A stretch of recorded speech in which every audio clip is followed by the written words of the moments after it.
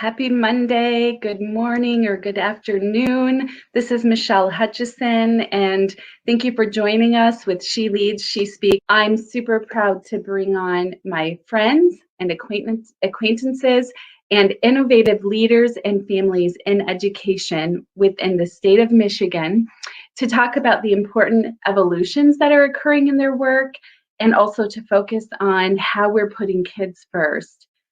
And I really felt like this was an important show because we know now more than ever there's such a need to support our children within Michigan's education system and to especially support them with innovative and mentally supportive solutions, understanding that, especially in education, that the human connection is really important for us to develop and will help families and professionals advocate, throughout the state and advocate in education. So when we understand these concepts, we can grow our children and grow the next generation.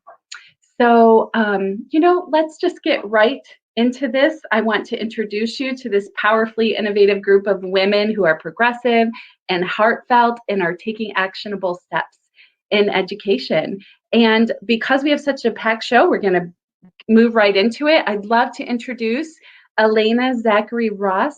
She's currently the superintendent of Ypsilanti Community Schools. She'll be finished with her doctorate at the end of April, and we get to then call her Dr. Alena Zachery-Ross. I'm so excited to have you on the show today, Alena.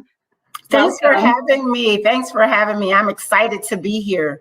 Yes, and being superintendent of Ypsilanti Schools is among many of your accomplishments. So I just want to say that. Did you want to share for a quick minute about your leadership series that you just finished?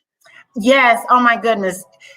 Being in education for over 25 years, being a leader in education has prepared me to launch AZR Leads. And that's where I'm speaking and consulting with other leaders, because it's so important that we spread this wealth of knowledge. It's important to have practice, especially now in the midst of a pandemic. We've got so many new educators, and those of us who've had the experience need to bless others by sharing with them. Yes, that's so true. We were talking before the show, Dr. Coffin and Liz Doyle and myself, about how important it is. Dr. Coffin will be on later in the show, but she's really an innovative leader and is really gifted at seeing talented leaders and bringing them together. But what we realized is our impact can be really great across the state when we spread out our talents and begin to network and connect throughout the state in our positioning. And so that's one thing that's so great about She Leads and She Speaks, is it allows for that progression as well. So Alena, I wondered if you would talk to us a little bit today about your passion and heart for education and what drives your work, because a lot of people can say you're the superintendent of Ypsilanti Community Schools and other districts that you've worked in, and that is an accomplishment in itself. But I wanted to hear your heart for the work and what you feel like some of the temperature of hot topics in education are. Absolutely. I've been so blessed to be able to serve in multiple districts, but it really stems from my mother being a teacher and having an opportunity to just see children learn. I still love that. Even though I work more with adults right now, the heart comes from that servant leader's heart. God has blessed me to be able to see and understand how he created all of us to learn. And so when I see students growing, students developing, it just gives me the passion to continue on. And then when I see teachers and leaders, we have so many amazing teacher leaders in this state. And I'm so fortunate to work with so many here in Ypsilanti Community Schools and to see what they've done, the sacrifice they've made, the new learning that they've had, especially over this pandemic. It gives me energy and it refuels me and retools me and makes me want to continue to influence and make the impact. And you asked me about this, what's happening in the hot topics. Well, I can tell you the impact of this pandemic learning has just been what all of us in education have been thinking about lately. People are talking about learning loss, but I love Dr. Bettina Love's theory on this. She says that it is not about learning loss, but it's learning just is. And if you say it fast, it's learning justice. And as a social justice leader, I'm embracing that. See, because on one hand, students have missed instructional hours and maybe some content, but on the other hand, we know they have learned so many invaluable skills. Think about it. They've learned about flexibility. They've learned how to communicate using their electronic devices on and showing evidence of their learning on this new computer world. They've learned social skills, and they've really learned about empathy as they've gone through so much of this transitioning with friends experiencing COVID, their own family. And so the future to me is so bright. And those future implications is like that other hot topic, because while students have learned and been flexible and grown, so have teachers, but it really has highlighted the teacher shortage and administrator shortage. Where are we going to be in education without having that pipeline of future educators, the pipeline of so many of these educators loving on our students, being willing to go above and beyond? And so those are those hot topics that I'm concerned about as I serve in Ypsilanti. Wow, Alena, I so appreciate that. The leadership skill of thinking futuristically essentially is what you're saying, and not just about our kids and what education looks like for our children, but also those leaders within education, our teachers. How are we understanding the impact even of this pandemic on them? And then what are we doing to develop the work moving forward? It's such a great question, and something I'm passionate about too. I can see another show in the works. I'm participating or helping with a lead project through Grand Valley State University here in Michigan to look at what are we doing to prepare our teachers, and how do we begin to move them into some of the understanding and the movement of neuroscience, and what that looks like as we begin to educate our children, our students in Michigan. And especially when we talk about equity and equality and what that implicit bias looks like, we have to begin to understand it from the very organic level of what's going on in our mindsets. And so, Alena, I'm excited to hear that. I'm so excited to watch your work unfold in Ypsilanti. And, you know, as we bring you on later in the show with Dr. Coffin and with Stacy Baily, I cannot wait to pair all of the work that the three of you are doing together, because I know as we transition to our next guest, Dr. Coffin, she is passionate about looking at innovative strategies for education and right here in our state. And so I'm honored to know you and to know that each of you are part of She Leads Michigan. Thank you so much, Alena. Yes, and so now I'm proud to bring on my friend and mentor, Dr. Kelly Coffin. She's the educational leader and assistant superintendent, excuse me, of innovative and strategic initiatives in Farmington Public Schools. She's a very accomplished woman. And Kelly, welcome on the show. I'm so glad you're here.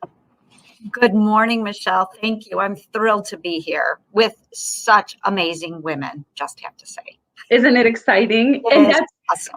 Yes, and it's your gifting to know and recognize that. And so every time I'm with you, Kelly, the one theme that constantly comes up is powerful women around you. And so it's just fitting that we're all here together. Yes, it is. Yes, it is.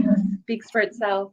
So Kelly, I know that you're very progressive in your approach to education because, you know, as you've watched work happen within districts across the state, you felt such a need kind of to move education within the state of Michigan and actually nationally and internationally, because I know you've done some work in China as well. into this very innovative perspective, understanding what we have to do to prepare our children for the future of education. So I would love for you to paint a picture for us today of where you see education moving and why it's important for us to really think in this way. Thank you so much, Michelle. I realize that we are at a crossroads right now, and in listening to Alena speak earlier, she talked about the impact the pandemic has had, not only on our children, but on our adults who are in the system. Our current system right now was never designed for it to be a system that supported each and every child. And it definitely wasn't set up in a way where the adults would have the flexibility and the ability to be able to meet the needs in a strength-based approach with our children. So as we move away from the traditional industrial age of education and move more into the information age, where it is going to be vitally important for our society that each and every child is able to recognize the true gifts and talents that they bring to us. We see our littlest kindergartners coming in ready to learn, and they bring everything they have and with that enthusiasm. And unfortunately, our current system of education can take that out, can take that life away. And so what my work has been and continues to be is how do we bring the joy of learning back, not only to our children, but to our adults. And the pandemic has really opened our eyes to some of the flexibilities that may have been hidden in a more traditional system. We all went to school. We all have these things that for some reason we just accept. And we will never have the system that our students and our adults deserve if we continue to try to work within our traditional boundaries. And I think it's really important to focus on the strengths that everyone brings. It is not about positional leadership. It's really about leadership across our learning community. I'm so fortunate to be able to work as an adjunct at Eastern Michigan University here in Michigan. And it's been wonderful to work with our new leaders and really help them to start to see how they can lead differently. Because it's going to be very important that our system moves away from traditional practices and really starts to look at mastery of skills and competencies. And I believe that it's so important that this work is so important that we actually prepare our students for the life they will face, not maybe the world that we faced when we graduated from our traditional schooling. And I think the more we focus on the talents and the more that we focus on the gifts of those that serve our children, we are going to create not only or prepare for a more creative and exciting world, but a much more caring and understanding world for all of us to benefit from. Yes. You know, you and I have had this conversation so much that, in other words, what the world that our children right now will be facing will look like in the future is so different than what we even see at this moment because of the advancements in technology. And so how do we keep up with that, in a sense, to prepare our children for what the future looks like? And we don't even know what that looks like. We've never seen such advancement so quickly, right? And then how do we keep the human advantage, which is relational skill sets and empathy, etc.? How do we keep the brain molded in a healthy way and the skill sets molded in a strong human relational way so that it sets our children apart? I just think it's I know it's such progressive thinking, but I was honored to spend some time with Dr. Horacio Sanchez, who is a world-renowned educational consultant and works with a team of neuroscientists. And he was sharing with me that he really believes that the picture of understanding the brain and the neuroscience and developing that human advantage is really the future in education. And I just will say, for the world to hear, you spoke it years ago. And And to me, that just speaks to your leadership. And now the picture is, how does that begin to unfold? And really, that's the work you're doing, right? How do we unfold this work within a system that needs some encouragement? Yeah, and I think that's such an excellent point. And I think the first step is not seeing them as two separate things. We recognize now that our system creates a lot of unnecessary mental stresses and anxieties on everyone who is part of the system. And you pair that with our students coming in with sometimes more and more challenges needed to be addressed through the school and through the caring adults that they work with. So it isn't about working in tandem, but it's really about bringing everything together and taking care of those needs as part of the system, not instead of the system. And I think as we think about how do we look at, we will not have equity without innovation, and it is going to require courageous leadership at all levels of organizations to ensure that the needs of our adults and our children are met first, and then watch what happens, because learning will happen in ways that we right now may not even to be able to understand or comprehend. Yes, that's so good. And I believe it's a little of what Alena was referencing too. You know, we have to do this flip-flop in education so that we have leaders that really understand the value of, I'll label it again, the human advantage, what it looks like to put first the emotions and the heart of individuals, and then understand that as we're doing that, the progression of academics, whatever it might look like in a very technical world, you know, will evolve, because as individuals, we've evolved. I was just reading some work, and we can talk a little bit more about this with all three of you, Stacy and you and Alena. I was just reading some work this week that referenced the concept or the knowledge that we have now in the brain that individuals actually have the capacity in the brain to hold less empathy now. I think it's 2/3. We're 2/3 less empathetic neurologically than we were in the 1970s. So think about that. It's not just important that we're talking about growing ourselves academically, especially because technology makes information available, but that we're growing our children both academically, we're growing them neurologically, and we're growing them socially and emotionally. Yeah. Absolutely. Thank you so much for your insight and your innovation and your work in the state and your personal sacrifices to move our state forward, Kelly. I'm honored to know you. Thank you. You're welcome.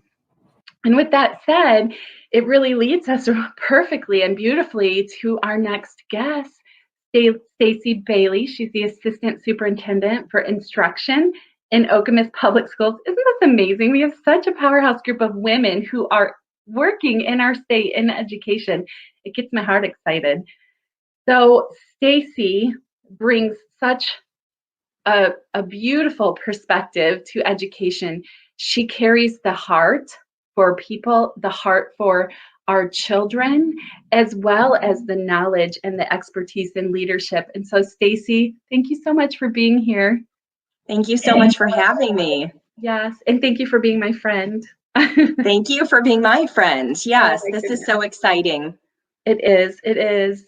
Stacy, let's get right to our conversation because I can't wait to bring everyone on. But can you share with us, I guess, a little bit about what you're seeing in regards to the needs of staff and students? And, we could reference that post-pandemic, but also in general in education. And I think the reason I ask you that question is because I know that your heart is especially tuned in that direction. You're a strong leader.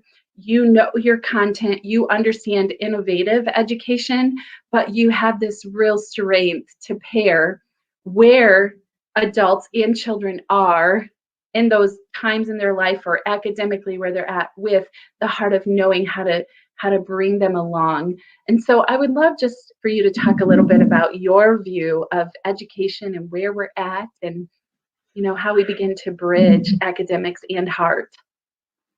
Sure. So I think the biggest thing is, just realizing the emotional impact that the pandemic has had on all of us.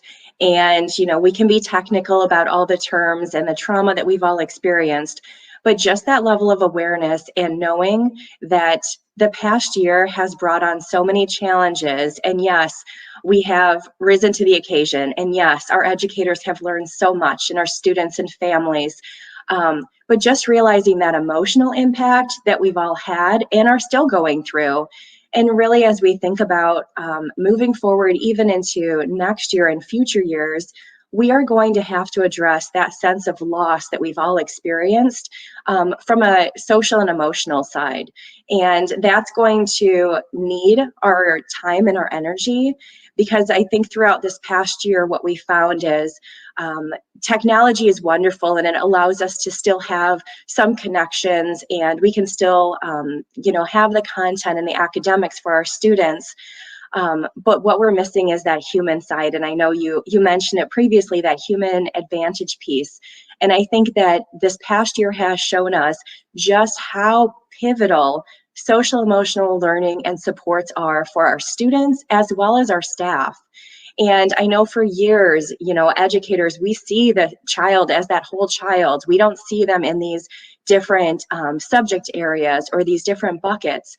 But it's going to be pivotal for us as a community, as organizations, as a state, to really prioritize how are we going to continue meeting this post-pandemic aftermath for our students and our staff with their social emotional needs. And that can't be an add-on, and it can't be something that's separate. And it needs to really be incorporated into everything that we're doing. I loved what Dr. Zachery-Ross mentioned about learning loss and how it's that learning justice piece. And I think we're going to really have to analyze, where are we as organizations? Where are we with our student needs? And what are we going to need to do? And how do we make some of those bold and courageous steps to say this has to happen first, so that we can get to the academics?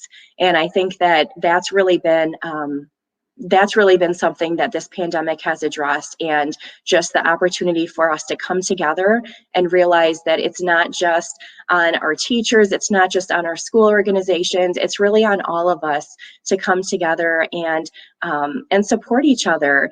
We've been supporting each other through this pandemic, but there's going to be many years post-pandemic that we're still going to have to heal from what has happened. And we can talk about what happened, within school systems and that sense of loss.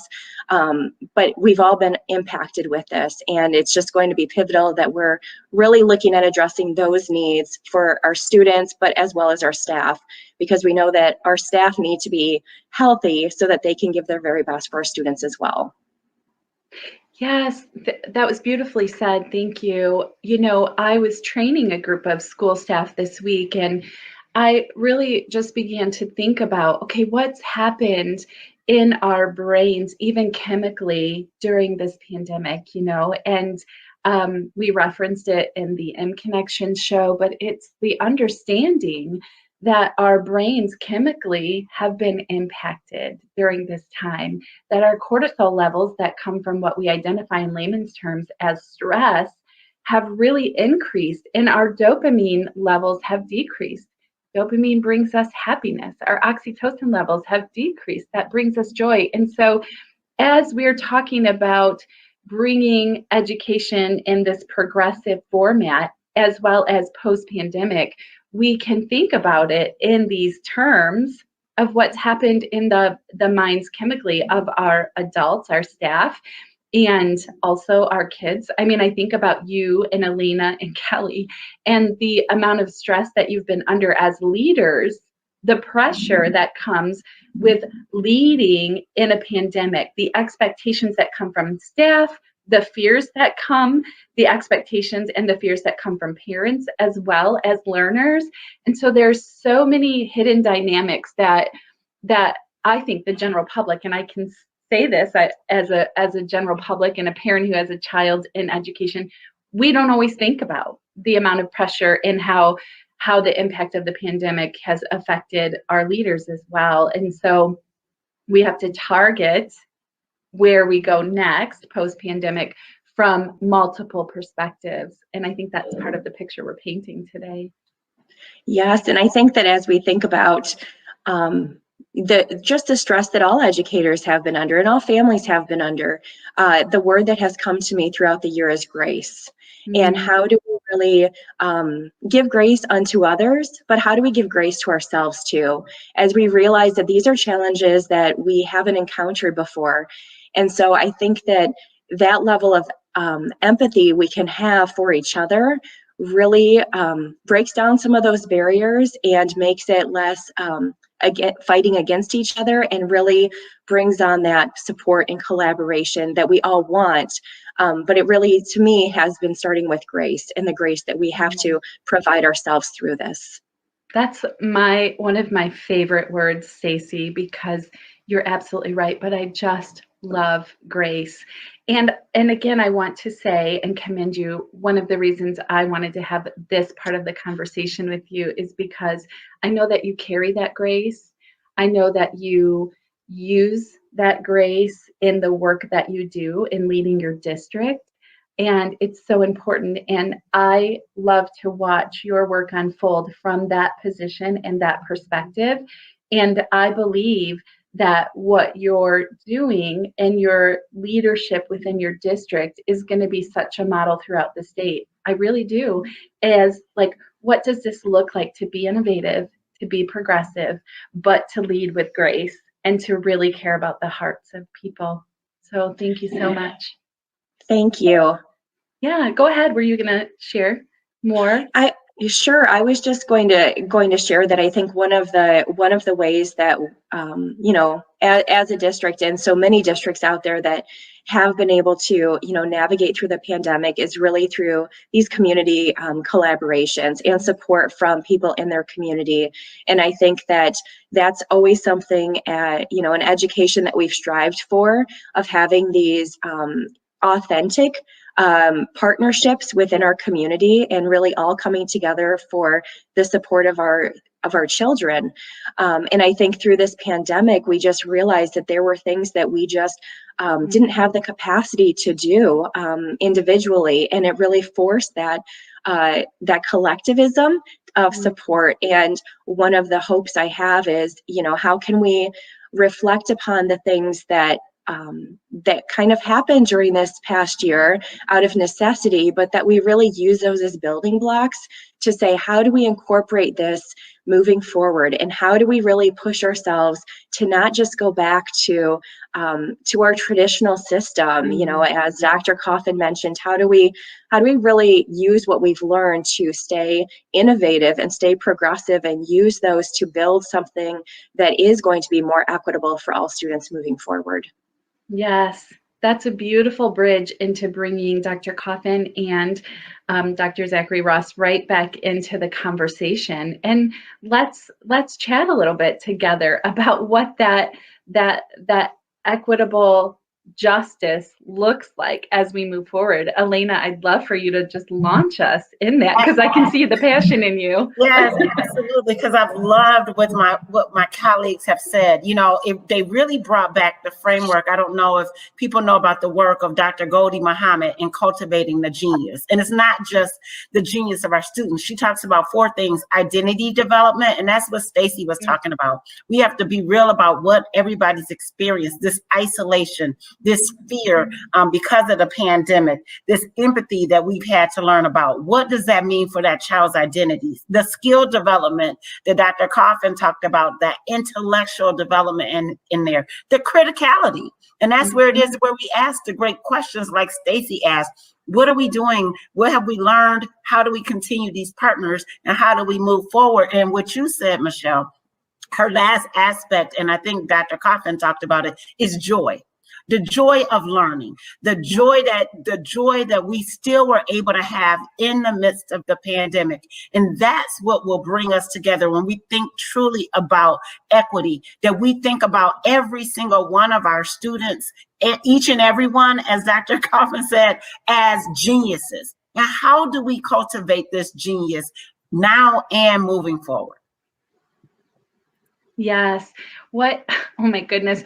There's so much to dig into what you just said, Alena. I love it. And before I just say, Dr. Coffin and Stacy, go ahead and take off with this, I want to remind us, because She Leads is really about women of faith in positions of influence. And although we recognize that we're working in a public school system, I do want to just say the very things that you were just speaking, Alena, bringing joy, really honoring that criticality, all of those things are important to our interpersonal development.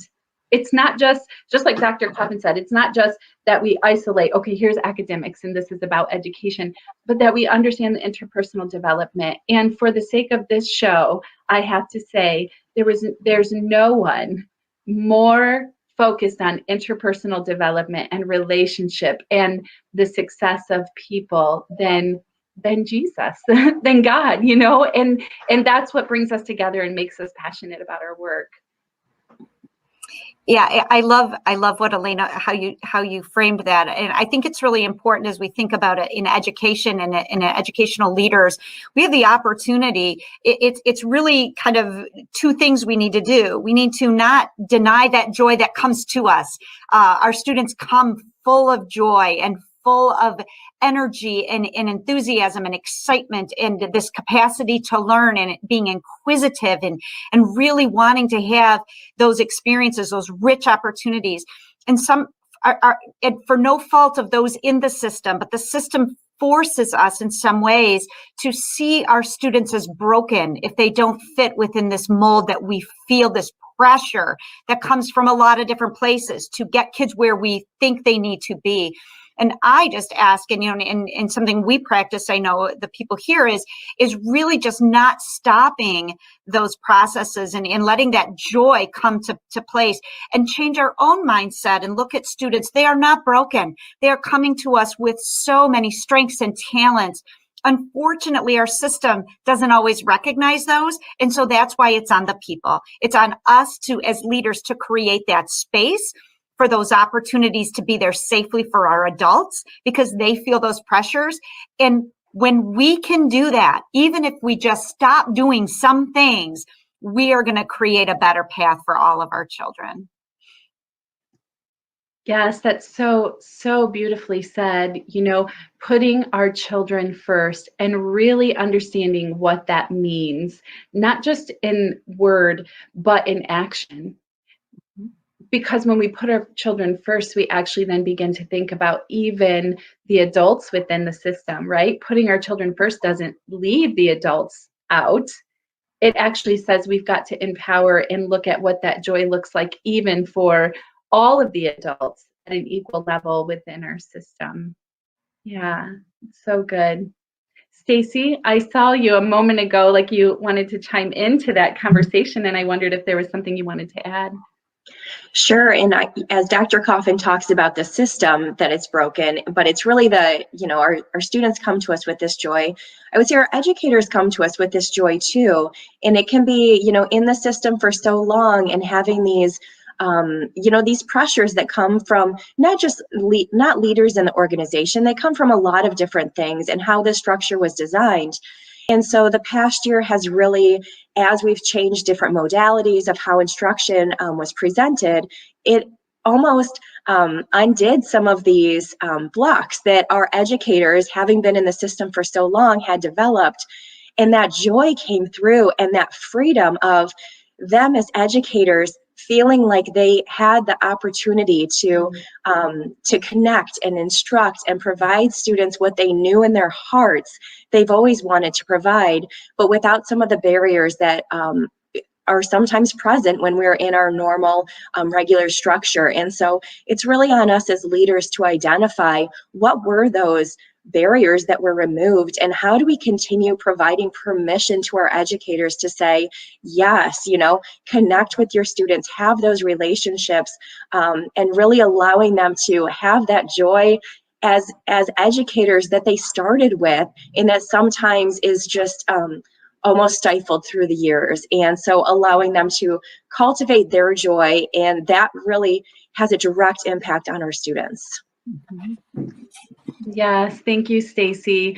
And because of time, I feel like we could dig into this so much, but I want to begin to bridge us to our next guest because Rachel Dohring has developed a podcast with her daughter out of some of the struggles that maybe her child had in education, especially during pandemic time. And so I would love maybe just to take a moment to honor your wisdom and expertise and what it is that you would say to parents to bring them more hope regarding education in the future and how you feel you can best prepare educators as well as their children.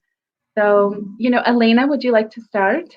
Absolutely. I talked about the Dr. Muhammad's book about cultivating the genius. And I think that's where we start, even with parents. Parents have seen their child just really show up during this time in different ways. Many of them have been child care providers to their siblings. They've been empathetic and sympathetic to their parents and their own work environments. Parents have seen their children just shine and the genius come out. And I love that Stacy talks about removing those barriers that we have with test scores, removing the labeling. We didn't label students this year. We want to encourage parents to put out those words, to really help their child know that identity about who they are, who their family says they are, and what expectations can be in the future. And this is a great way to start by removing those labels and barriers that we often bring in schools that is associated with test scores and all those other things. Yeah, Michelle, if I could add on to that, I think there were many opportunities for educators across systems in the state of Michigan during this pandemic. And one of those is that we were able to work with our parents in new and different ways. You could see it as, everything was wide open for everyone to see. And while sometimes that transparency can be a little bit uncomfortable, I think a lot of the silver linings in this is that we now as educators recognize how extremely valuable parents are as true partners in their child's education. I know educators learned a lot about the value add of parents being partners with their child and with us. And so that's one thing that to parents everywhere, I know that's what educators are going to do is continue to, keep those relationships and grow them because they are such a necessary key. So I'm very hopeful for what the future brings in education with this new founded, much valued partnership. Yeah, so beautifully said by both of you. I think about even my own role as a parent, working and educating my child at the same time, whether it's remote or just thinking about pandemic related issues, and how that's really changed my heart toward educators even more. And also how it's involved me even more in the emotion of what my children walk through as they're being educated, which Rachel, I think, will really talk to us about some of what she sees. And so, again, Dr. Coffin, as you often say, we are taking a system that really separated, that created some silos in regards to all of these topics that we're discussing. And now those silos are down because they have to be. And now we're looking at, oh my goodness, it's not just about parent and teacher or sending my kid to school, but how am I intimately involved in this and influencing my child? And I believe it's really important that we don't forget these lessons learned. Stacy, I would love for you to speak into this as well before we transition to Rachel. Sure, and I'll speak as you did, Michelle, as a parent of two young children who are in the system and experiencing this year as an educator, but also with eyes as a parent and watching my 5 and 6 year olds, their first experiences with school being during a pandemic, and just the level of empathy that I've had for our educators in seeing it from that perspective, as opposed to just as a leader of an organization, seeing how they've really risen to that occasion and that partnership that is so essential. But I think also letting parents know that our educators have done an extraordinary time have made extraordinary efforts this year and will continue to next year. And I think the hope that I would have is that we continue this partnership and we continue that trust. The trust that we know our parents are doing the very best that they can with whatever that looks like in their situation. They've done the very best this year, and they will continue and always have done the very best for their child. And as educators, I think it's allowed us to have a closer look at some of the struggles that some of our families and our parents go through, even outside of a pandemic.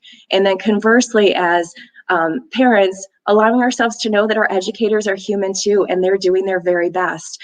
And I think just that level of empathy we can have towards each other and the trust that has been developed will continue to just strengthen the supports that are available for our students and allow us to see how can, again, going back to the barriers, how can we break down barriers so that we can continue to have that level of communication with our parents moving forward? And what does that look like? And and I think that organizations have really had to take a hard look at some traditional structures such as parent-teacher conferences, and how that can really present a barrier for working families. And just using our technology resources, it's made it accessible to all. So how can we continue moving that forward so that we continue that partnership in our communities?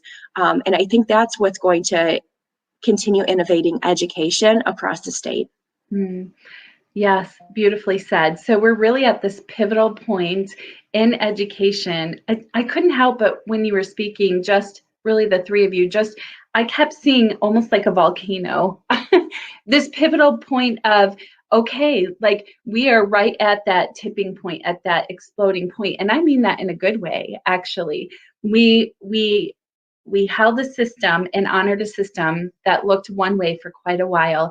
Now, all of a sudden, we've gathered through experience and knowledge, understanding of how this system can evolve for the betterment of our students and our adults. And I believe we're just at the launching point. We're at that point of explosion where it's going to take off. And I am so honored to know in the state of Michigan that the three of you are all in leadership positions, making change, not just in word, but in action, that you're all three a part. You're an honoree of She Leads Michigan.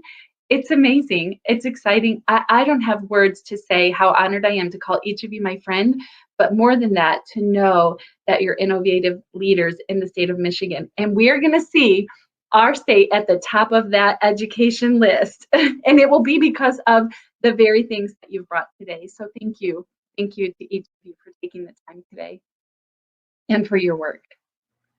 And next, we get to bring on Rachel Dohring. Bring Rachel into the mix of these leadership women, these women that are leading in education, because she grounds us back to what's really happening in the heart and soul of our children in education, and how as a parent, she really stepped in to take some action in that regard. And so I'm honored to bring Rachel on today. Rachel and her daughter developed the podcast Going Against the Flow that has been very successful. I can't wait for Rachel to tell you about it. And so Rachel, welcome to today's show.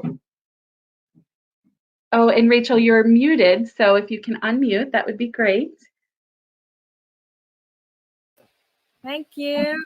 You're welcome. Welcome. Wasn't that incredible to hear from those leaders today?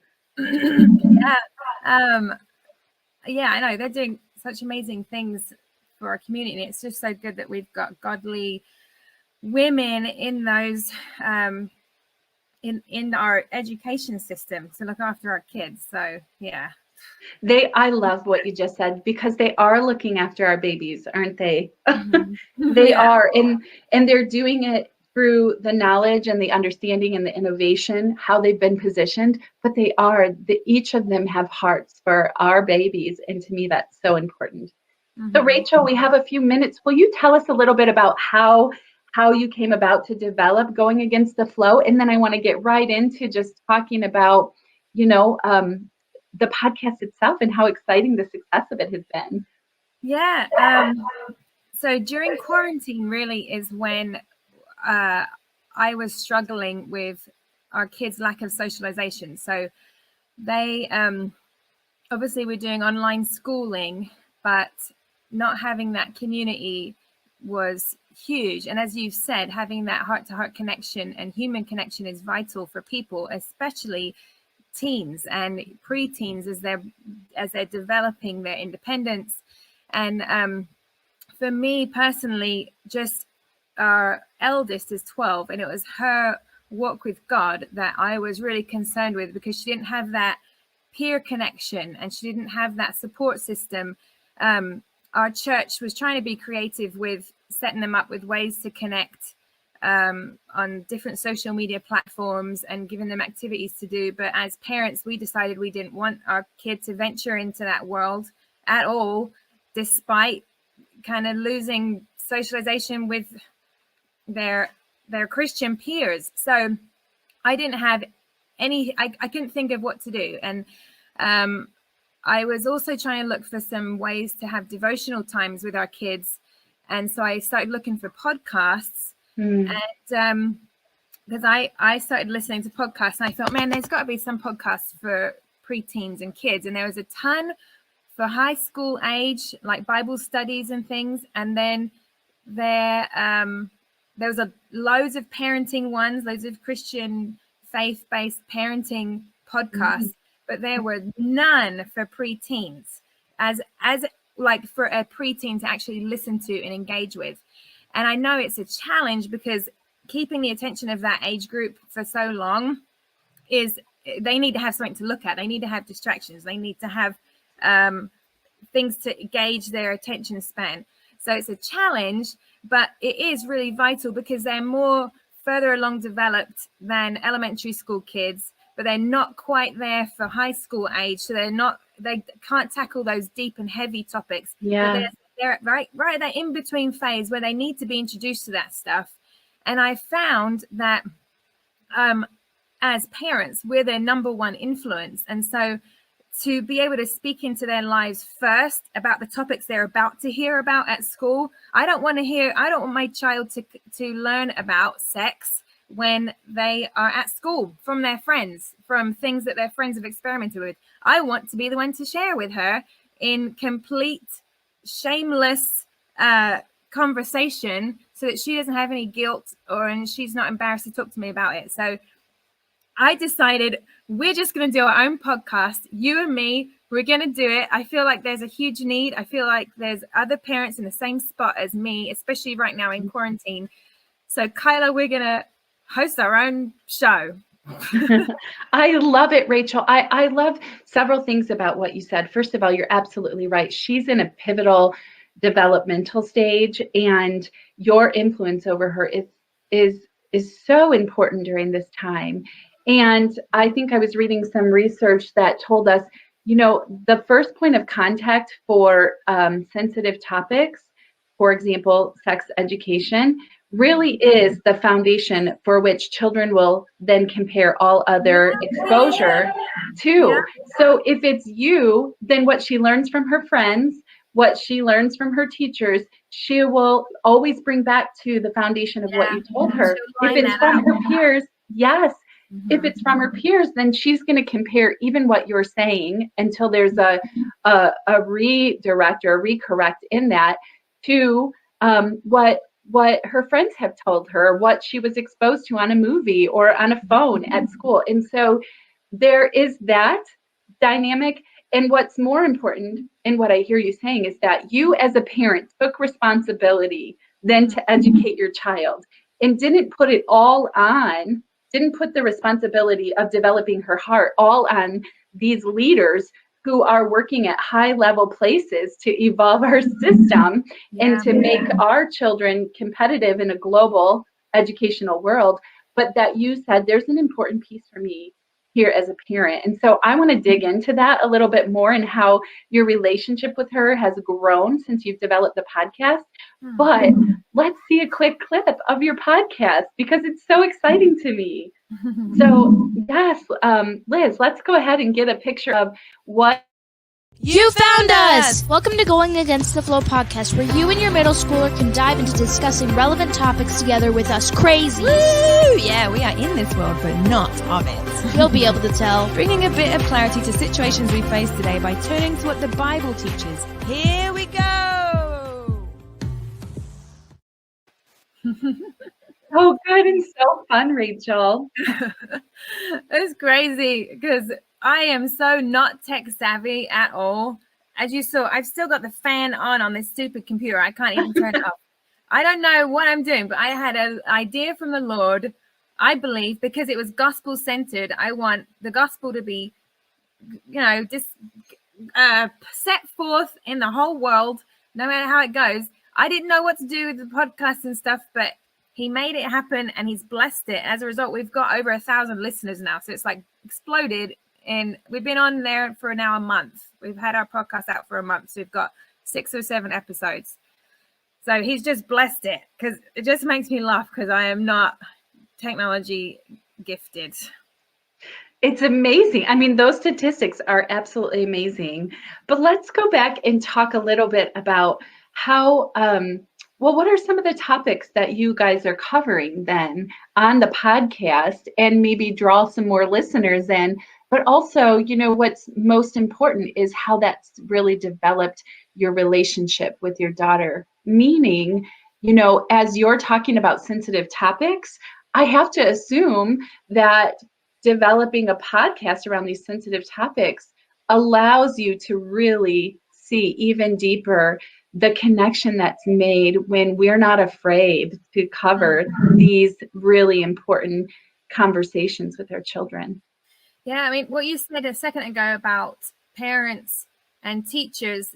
Earlier the superintendents were mentioning that it's the parents' role in educating their kids is really important. They've kind of seen that. And I don't think parents understand the impact, because we haven't been to college. We don't understand how to teach the kids and the science behind all of that. But we have the huge influence on them. And it's our responsibility, like you said, as parents, to be teaching our kids morals and standards and ethics. Because the teachers are going to end up with these rotten kids that they have to deal with, they have to discipline. And that's not their responsibility. We need to be teaching our children how to honor authority and be learning and attentive to teachers. So we all need to work together in that respect, give them good kids to work with so that they can be educated and don't have to deal with all their nonsense. You said so many things, so many questions. So that the topics we covered so far are things, manners, friends, how to be a good influence, self-confidence. Our show this week is on swearing and cussing.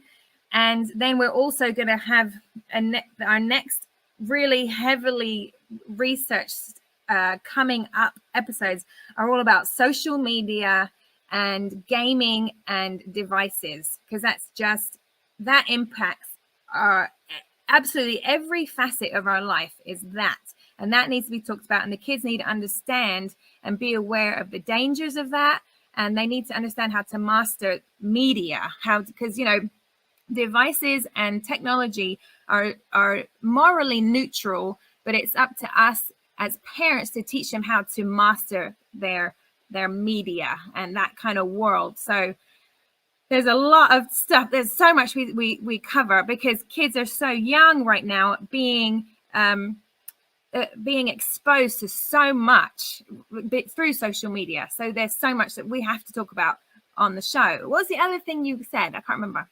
Yeah, I think, well, let me break down what you're saying, because it's so good.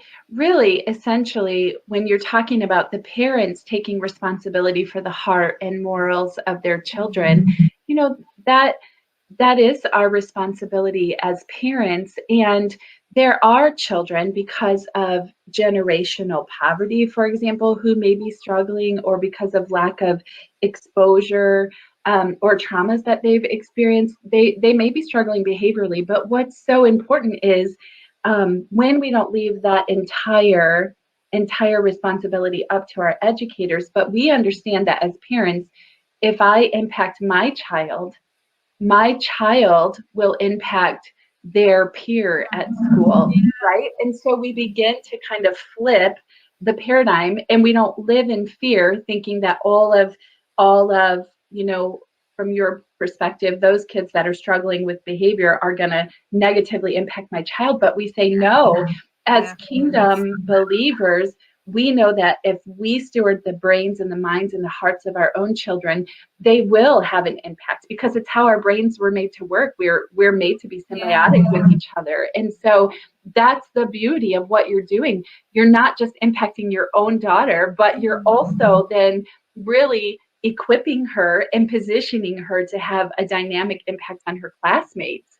And so we have just a few more moments left. I'd love for you just to dig into how you feel like not being afraid to tackle some of these difficult questions. Because as you talked about the podcast before, you felt like there was such a disconnect between you and your daughter, and knowing that she was struggling at school, but she wasn't talking about it. So as you've stepped out to have these more intimate conversations with her, how do you feel like that's impacted your relationship with her?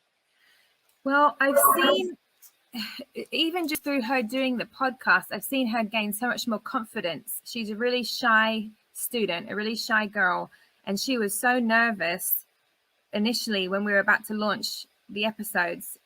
But when she showed them with her friends and they gave feedback like, wow, they're really good, they're really funny, she was like, oh, wow, okay, great, this is really fun to do. So I've seen how her being able to step into something unknown and just go for it really grew her confidence level. And so as a result, we've kind of gained the connection even stronger, just because I've seen how I've kind of influenced her and encouraged her to do things, and she's seen it be a success despite her fear and just kind of stepping into the unknown. I think she's also really been encouraged because she's seen other peers come around and say, hey, I'm in the same boat as you, I'm facing the same things, and she's gaining that support system and having that camaraderie and knowing that she's not alone, and having other parents and kids reach out and say, wow, your podcast is really necessary, and we're really encouraged. So she feels like she's making a difference by doing this, and it's making a difference in other people's lives. And as a result, the other day, she's in a group called CAPS. It's a volunteer group and civilian air patrol, and they talk about leadership and having goals and things like this. And I saw on her desk the other day a sheet of paper that was talking about goals and things she wanted to do this year. And she said that she wants to talk, in her mind, she sees one day her just talking all about Jesus and spreading the light of Jesus, and how this year she wants to talk to so many people about Jesus, and one day she wants to be on a big stage talking to thousands of people. And it just warmed my heart, because I thought, man, she doesn't realize it, but she's already doing that. That's what she aspires to be, but she's already doing that. And so it just really makes me proud, because kind of me stepping out and doing something I didn't know and I was nervous about, she does it, she's done it as well. And so we've grown together to see how we can impact the kingdom for Jesus, impact the kingdom through obeying Jesus and doing what he says us to do. So that has brought us together, because we have the same goal, we have the same mission. Sorry. I love that. Don't be sorry at all, because really what it's doing is bringing back the passion and the heart. You're modeling for us the role that we should play in our children's lives as parents, and being sensitive to the Holy Spirit will always launch our children into their identity and their calling. And she's getting a picture of that now. But the beauty of what you're saying is that, we could put this responsibility, the responsibility of her identity and her calling, on the educational system, which, Alena, Dr. Zachery-Ross referenced earlier, but you just gave us such a dynamic picture of how it is still our responsibility as parents, and how, as parents for those children who might not have someone who can help them walk in that identity, then then yes, the education system always comes alongside to give what I don't know to give to my child as a parent in regards to their academics. But the beauty of the symbiotic relationship between what we ask for from that system and from those leaders who are working their best to be innovative and to bring the heart to our children, but then also our responsibility as parents. We cannot forfeit that. And so, Rachel, as your daughter has the best of both worlds, you can see her bridging, what she's learning from that experience in both worlds. And it's beautiful. And so I honor you today as a parent and what you're doing. I honor you as a leader for parents in providing a platform to begin to have difficult conversations. And I just pray over your work and your podcast for more success and more blessing so that lives are impacted. Thank you so much, Rachel. Thank you so much. Yes. And thank you to all of our listeners today. What an absolutely amazing show. Thank you to all of our guests, and we'll see you next week.